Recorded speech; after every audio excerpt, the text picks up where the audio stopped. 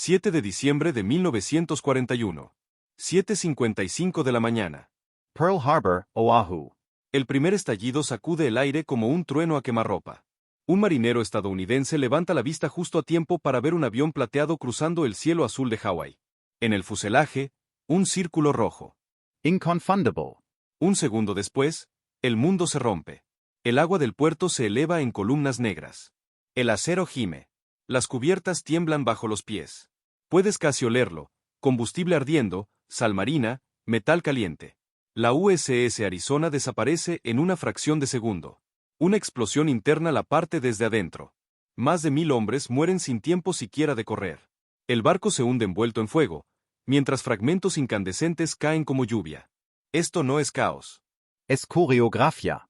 A más de 370 kilómetros al norte, ocultos por el horizonte, 6 portaaviones japoneses avanzan en silencio sobre el Pacífico. En el puente de la Kaji, el vicealmirante Chichi Nagumo observa con prismáticos. Su rostro es inexpresivo. Todo está saliendo según lo planeado. Los informes llegan rápido. Acorazados alcanzados.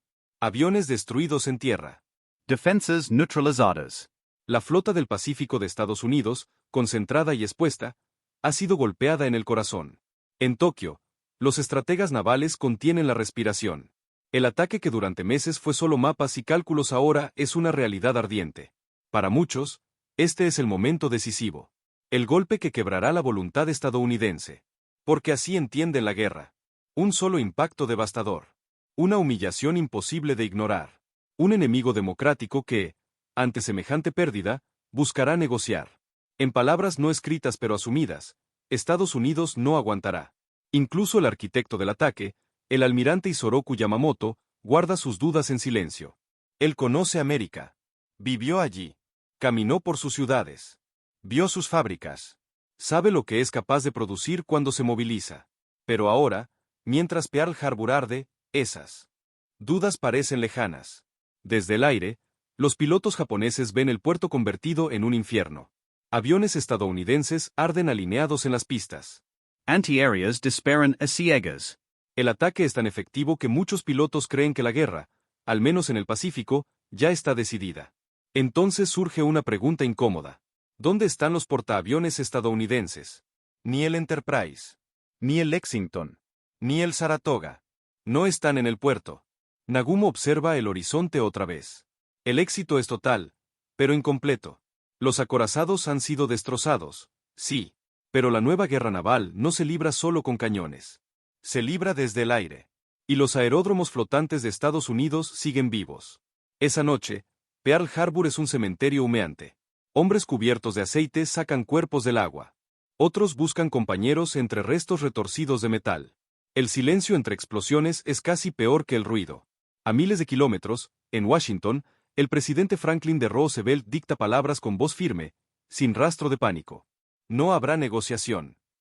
No lo dice así, pero se entiende. Al día siguiente, cuando Roosevelt habla ante el Congreso, no hay vacilación en la sala. No hay debate real. Solo una decisión unánime. Guerra. Y algo más profundo ocurre en ese instante. Estados Unidos no se quiebra. Se endurece. Mientras tanto, en Japón, la interpretación es distinta. Los informes hablan de éxito absoluto. La flota enemiga neutralizada. El honor estadounidense, humillado. Para muchos oficiales japoneses, Pearl Harbor no solo fue una victoria militar. Fue psicológica. Creen que América tardará años en recuperarse. Que su pueblo, poco acostumbrado a la guerra total, perderá el apetito por el sacrificio.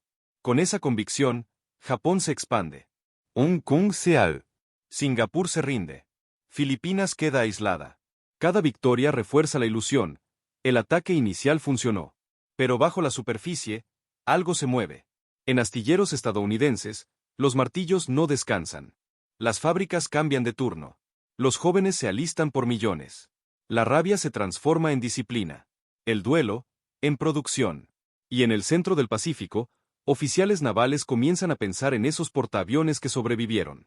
Porque saben algo que el enemigo no comprende del todo.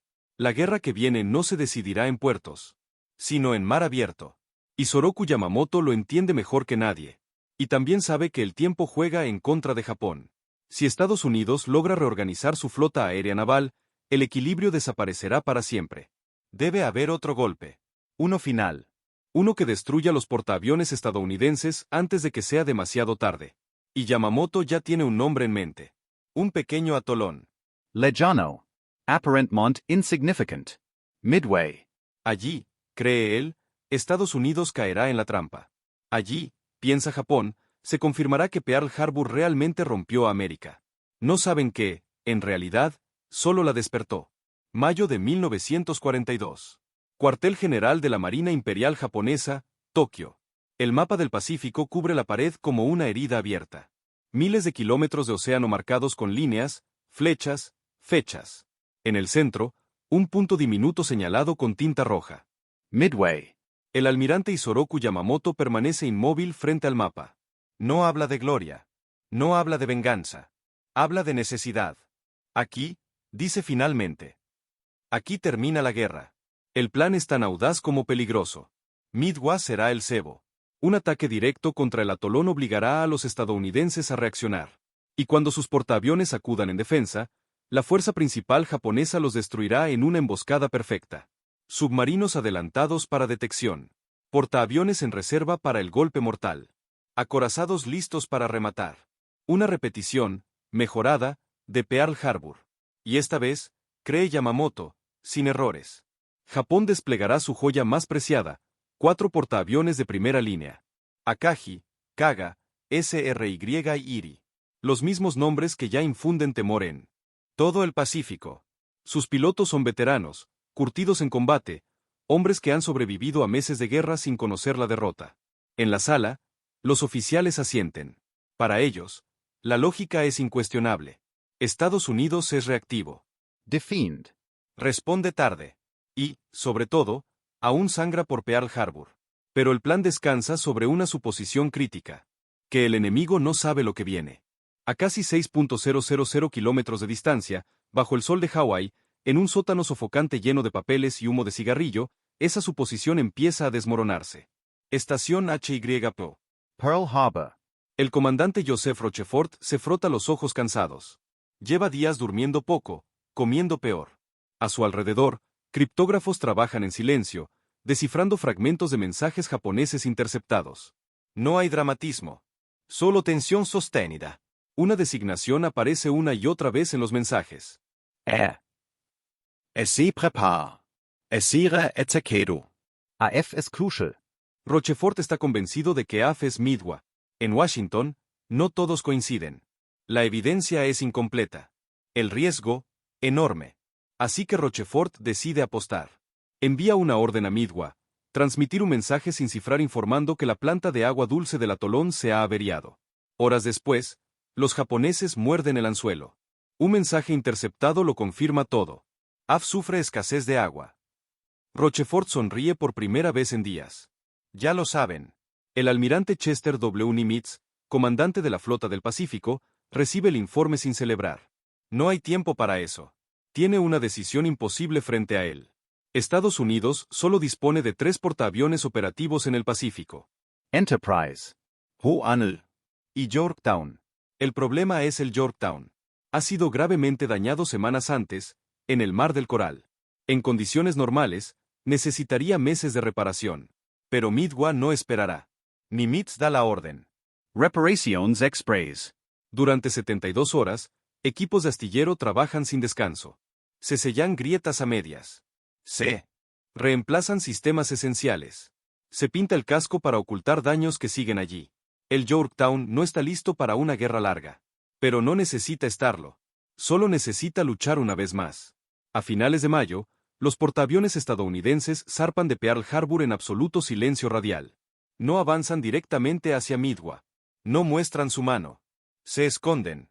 Al noreste del atolón. Esperan. La idea es simple y aterradora. Dejar que los japoneses ataquen primero, y golpear cuando estén más vulnerables. En la madrugada del 4 de junio de 1942, el Pacífico amanece tranquilo. El mar apenas se mueve. El cielo está despejado. Demasiado perfecto. A bordo del Akagi, las cubiertas cobran vida. Mechanicos corren. Pilotos se ajustan los cascos. Los motores rugen uno tras otro. Para muchos, es solo otra misión. A las 4:30, Nagumo ordena el lanzamiento del primer ataque contra Midwa. Decenas de aviones se elevan hacia el amanecer. Abajo, en los hangares, los aviones de reserva esperan. Están armados con torpedos, diseñados para hundir barcos, no para atacar islas. Cuando llegan los primeros informes desde Midwa, la situación no es clara. Las pistas han sido golpeadas, pero no neutralizadas. Nagumo duda. ¿Lanzar un segundo ataque contra el atolón? ¿O prepararse para un combate naval que aún no ha confirmado? Toma una decisión. Ordena rearmar los aviones de reserva con bombas para tierra. El proceso comienza. Torpedoes ready rados. Bombas tridas. Combustible fluid. Municiones se acumulan. Las cubiertas se llenan de aviones armados y vulnerables. Entonces llega el mensaje. Un avión explorador, retrasado, transmite una frase que congela el puente de mando. Fuerzas enemigas avistadas. Minutos después, la confirmación. Portaaviones. La trampa se ha invertido. Nagumo ahora tiene un problema imposible. Sus portaaviones están en medio del rearmado. Lanzar ahora sería caos. Esperar es peligro. Mientras decide, el tiempo corre. Y el enemigo ya está en el aire. A baja altura. Los escuadrones torpederos estadounidenses avanzan directamente hacia la muerte. Sus aviones son lentos, obsoletos. No tienen cobertura de cazas. Uno a uno, son destrozados por los cazas Zirou japoneses. El mar se llena de restos. Muy pocos regresan. Desde abajo, parece otra derrota estadounidense. Pero arriba, muy arriba, los cazas japoneses han descendido. Las defensas están distraídas. Y el cielo, sobre los portaaviones, queda casi vacío. Desde el sol, aparecen puntos oscuros. Bombarderos en picado. Han llegado tarde. Han llegado perdidos. Y han llegado justo a tiempo. Debajo de ellos, 4 portaaviones japoneses navegan en formación perfecta. Cubiertas llenas de aviones. Combustible expuesto. Munitions apoladas. Un piloto inclina su avión hacia abajo. Luego otro. Luego decenas. La gravedad hace el resto. Y en los segundos que siguen, el destino del imperio japonés pende de una caída vertical. 4 de junio de 1942. 10:22 de la mañana. Sobre el Océano Pacífico. El primer bombardero estadounidense se inclina y cae casi en vertical. El teniente Richard Dick Best, líder de escuadrón del Enterprise, siente como el avión vibra mientras el viento grita alrededor de la cabina. El altímetro gira con violencia. Abajo, el mar se acerca demasiado rápido. Puede sentir la presión en el pecho. El tiempo se estira. No hay espacio para dudar. La cubierta de la Kaji ocupa todo su campo de visión. Aviones alineados ala con ala. Mangueras de combustible extendidas. Marineros corriendo sin saber a dónde. Best espera. Un segundo más. Otro. A 1500 pies, suelta la bomba. CAE limpia. En cuestión de segundos, el cielo se llena de aviones en picada. Sobre el Kaga, 3 bombas impactan casi al mismo tiempo. Una atraviesa la cubierta y explota en el hangar inferior, justo entre aviones cargados de combustible y munición. La detonación abre el portaaviones desde dentro. El fuego se expande como una ola viva. En el SRY, una bomba golpea cerca del ascensor central. Las llamas. Alcanzan torpedos armados. La explosión es brutal. El control se pierde en segundos. En el Akagi, la bomba de Best penetra cerca del ascensor trasero. La detonación no es la más grande, pero es la más letal. Incendia aviones listos para despegar, corta sistemas de control, convierte el corazón del buque en un horno. En menos de 5 minutos, 3 portaaviones japoneses están condenados. 5 minutos. Los mismos buques que 6 meses antes habían destruido Pearl Harbor ahora arden sin control. Humo negro asciende miles de metros. El olor a combustible quemado cubre el mar. En las cubiertas, oficiales gritan órdenes que ya no pueden cumplirse. Equipos de control de daños luchan con mangueras, con cubos, con desesperación. Nada funciona. En el puente, el vicealmirante Nagumo observa en silencio. Su rostro, rígido, no muestra pánico.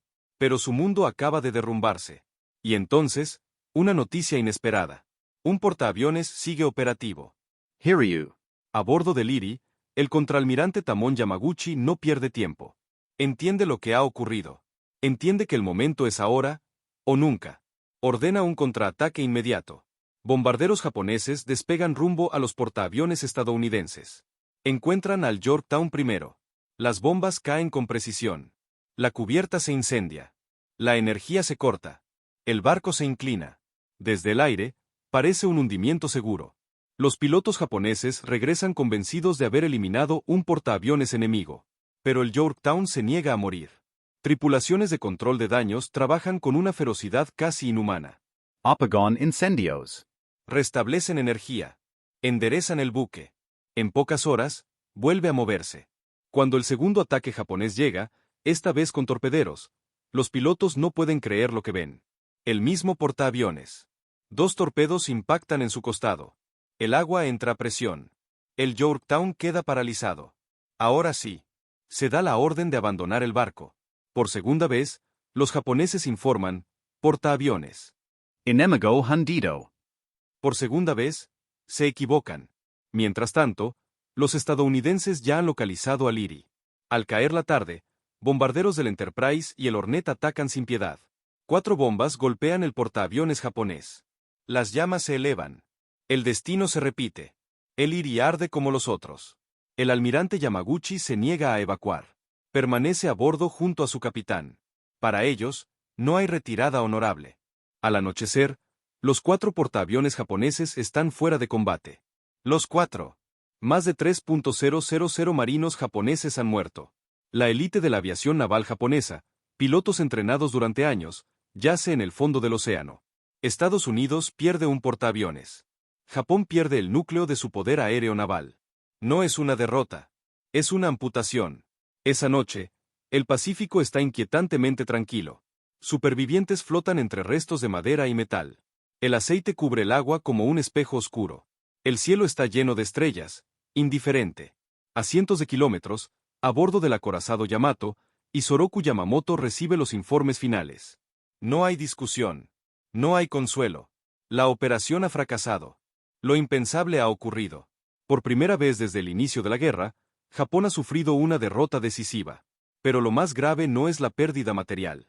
Es la pérdida de una ilusión. La ilusión de invencibilidad. La ilusión de control. La ilusión de que Pearl Harbor había roto a Estados Unidos. Midway demuestra lo contrario. Demuestra que América puede sangrar y aprender. Que puede perder y volver más fuerte. Y aunque aún nadie lo diga en voz alta, una verdad empieza a tomar forma entre el humo y las ruinas. La guerra ya no será dictada por Japón. A partir de este momento, solo queda una pregunta. ¿Hasta dónde llegará el contraataque? Junio de 1942. Cuarteles generales de la Marina Imperial, Tokio. Los informes llegan uno tras otro, cada uno peor que el anterior. 4 portaaviones perdidos. Pilotos experimentados aniquilados. La operación fallida. Al principio, algunos oficiales se niegan a creerlo. Hay murmullos de error en los reportes, fallas en las comunicaciones, equivocaciones de código. Nadie quiere aceptar que la élite de la flota, la misma que había destruido Pearl Harbor, ahora yace en llamas en el Pacífico. Pero los hechos no mienten. Akagi. Kaga. Soryu. Hiryu. Todos destruidos.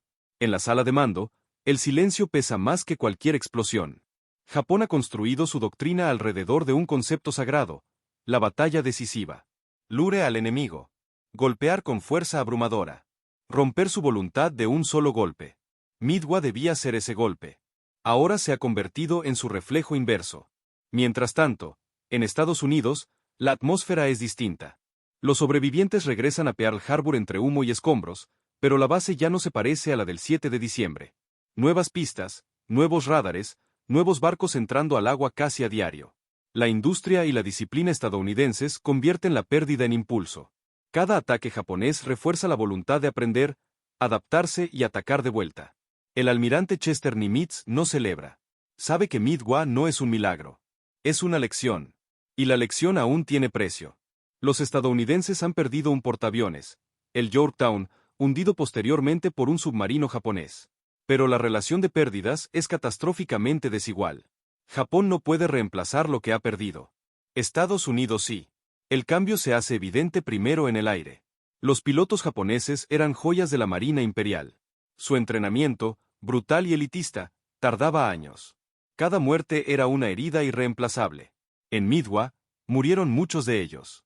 Estados Unidos, en cambio, opera de manera industrial. Los pilotos entrenan, combaten, Regresan a enseñar y son reemplazados.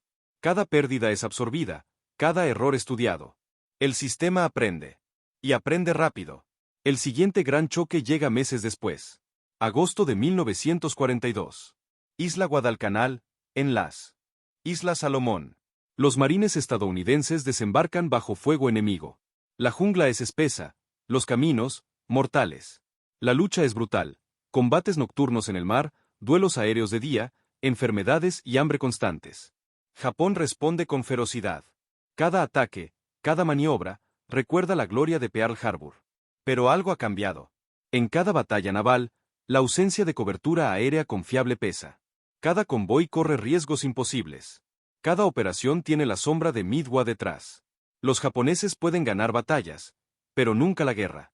Mientras tanto, en Estados Unidos, Midway se convierte en un símbolo. Ya no es solo memoria de la derrota de Pearl Harbor. Es un recordatorio de que se puede aprender del dolor. De que se puede recuperar el control. Los astilleros trabajan día y noche. Nuevos portaaviones de clase Essex se construyen en cantidades que Japón no puede igualar. Cada piloto entrenado, cada avión nuevo, cada barco que flota es un recordatorio de que la guerra ahora se libra en otra dimensión, la industrial. Y Yamamoto lo sabe. Lo sabe desde aquel día en que sus 4 portaaviones ardieron.